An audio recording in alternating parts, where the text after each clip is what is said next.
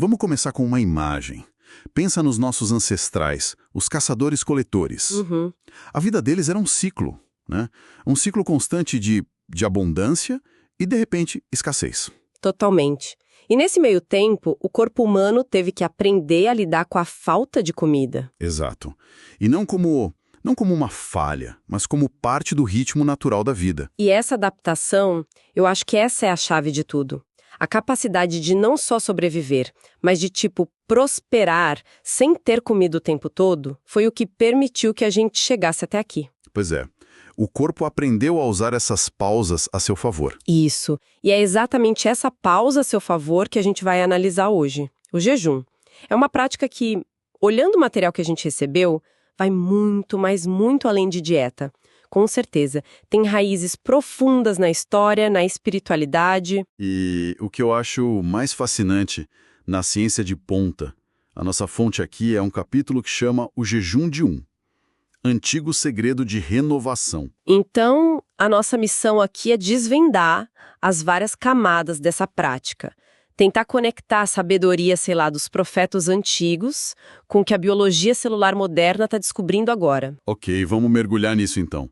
A primeira grande virada, segundo o que a gente leu, acontece quando o jejum deixa de ser uma coisa imposta pela natureza, pela falta de caça, Sim. e passa a ser uma escolha consciente. Uma ferramenta para algo além da pura sobrevivência. Uma ferramenta de disciplina, de foco e principalmente de busca espiritual.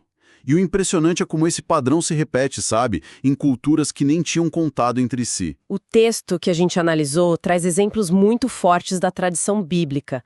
Pense em Moisés, lá no Sinai. 40 dias, né? 40 dias em jejum, antes de receber as tábuas da lei. Não é só sobre aguentar a fome.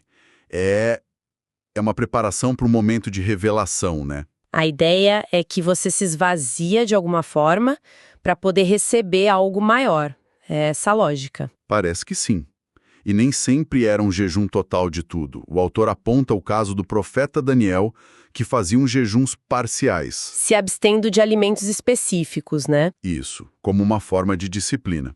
E claro, tem Jesus no deserto, jejuando por 40 dias para se fortalecer espiritualmente.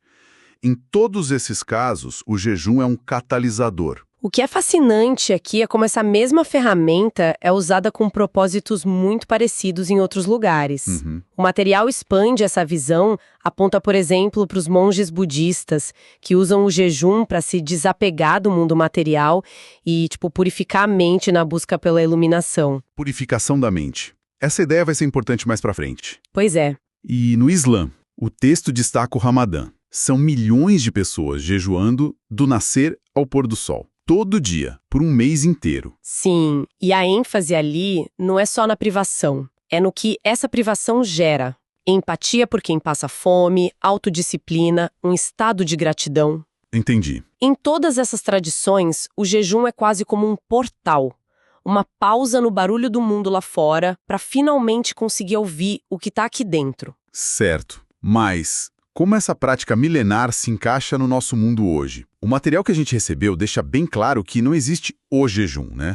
Existem vários tipos. Vários. E a intenção é tudo. O texto mapeia isso muito bem. Começando pelo mais básico, que é o jejum fisiológico, de umas 12 horas. Que, no fundo, é o que muita gente já faz entre o jantar e o café da manhã. Quer dizer que a maioria das pessoas já pratica jejum e nem sabe? De certa forma, sim. O desafio hoje em dia é não quebrar esse jejum com um lanchinho no meio da noite. Pois é, o desafio é mais moderno que ancestral. Exato. Mas mesmo nesse período curto de 12 horas, o corpo já começa a mudar o metabolismo, a queimar um pouco de gordura, a dar um descanso para o sistema digestivo. Aí depois vem o jejum intermitente, que é o mais famoso hoje, né? De 16 a 24 horas. Esse mesmo. Aqui, os benefícios citados no texto são mais claros. Melhora da sensibilidade à insulina, ajuda na perda de peso, redução de inflamação. Esse é o que a gente vê mais associado a metas de saúde metabólica. Mas o material também fala dos jejuns mais longos, acima de 20 horas. E aí o tom muda um pouco. Muda. Sim, tem um alerta bem claro ali. O autor ressalta que esses jejuns exigem muito mais cuidado. idealmente com um acompanhamento profissional. Porque podem ser perigosos dependendo da condição de saúde da pessoa. Exato. O que nos leva de volta à sua pergunta. A escolha depende totalmente do objetivo.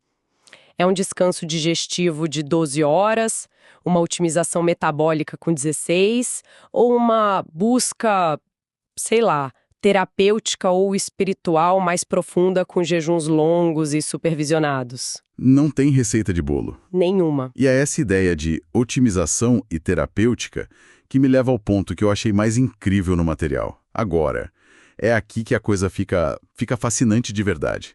É quando a ciência moderna começa a explicar com nomes complicados o que essas tradições talvez sentissem por intuição. A ciência dá um nome ao processo. E que nome?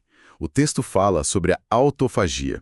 Eu confesso que eu pensava em autofagia como algo mais ligado a dietas da moda, sabe? Uhum. Mas um dos pontos que o autor destaca é que a descoberta dos seus mecanismos rendeu um prêmio Nobel de Medicina em 2016. Nossa, um Nobel por isso. Isso coloca o processo em outro patamar de importância biológica, não é? Com certeza. Tira do campo do bem-estar e coloca no centro da biologia celular. E a palavra, como o texto aponta, significa literalmente comer a si mesmo. O que soa meio drástico. Soa, mas é um dos processos de manutenção mais elegantes do corpo. A analogia usada no texto é perfeita. A da faxina interna. É a melhor definição. Quando o corpo para de receber energia de fora, ele ativa esse programa.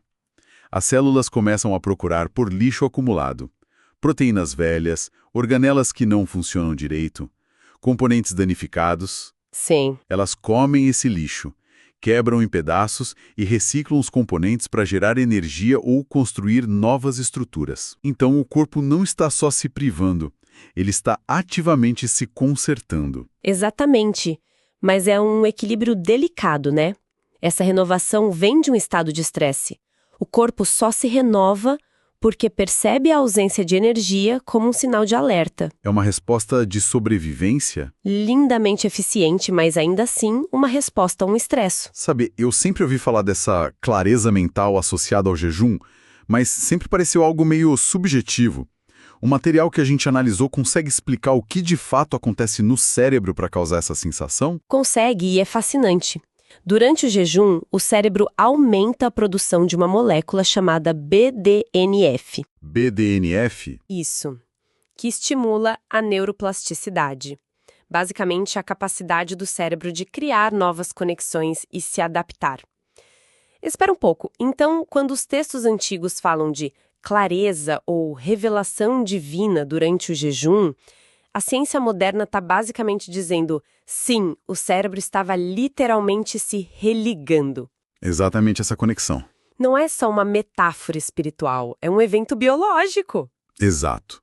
A experiência subjetiva de clareza tem uma base neuroquímica. O cérebro está de fato operando num modo diferente, mais focado e propício a novos insights. Essa ideia de faxina interna me faz pensar de novo no que os monges budistas buscavam com a purificação da mente. É incrível como duas linguagens tão diferentes, a da espiritualidade e a da biologia celular, estão descrevendo um processo análogo de limpeza e renovação. É a mesma montanha vista de lados diferentes. Um descreve a experiência, o outro o mecanismo. E os efeitos, como o texto detalha, são sistêmicos. O fígado reduz gordura, o pâncreas descansa, o corpo inteiro entra nesse modo de reparo. Ok, então se o corpo está se limpando, se consertando e até religando o cérebro, a consequência lógica seria uma vida mais longa? A fonte faz essa conexão com a longevidade? Faz, e a lógica é bem direta. O envelhecimento, em nível celular, é basicamente o acúmulo de lixo e danos, junto com uma inflamação crônica. Certo. A autofagia e os outros mecanismos do jejum atacam exatamente essas causas.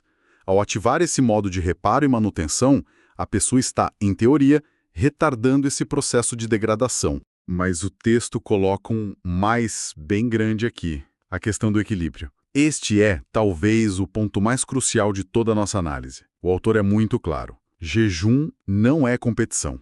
A mentalidade de quanto mais melhor é perigosa. Exato. A linha entre um estresse benéfico, que estimula a adaptação, e um estresse prejudicial, que causa danos, é muito, muito tênue. Essa ideia de estresse benéfico é central, né? A fonte chama isso de hormese, certo? Hormese, isso mesmo. É como musculação. Você causa um pequeno dano ao músculo para que ele volte mais forte.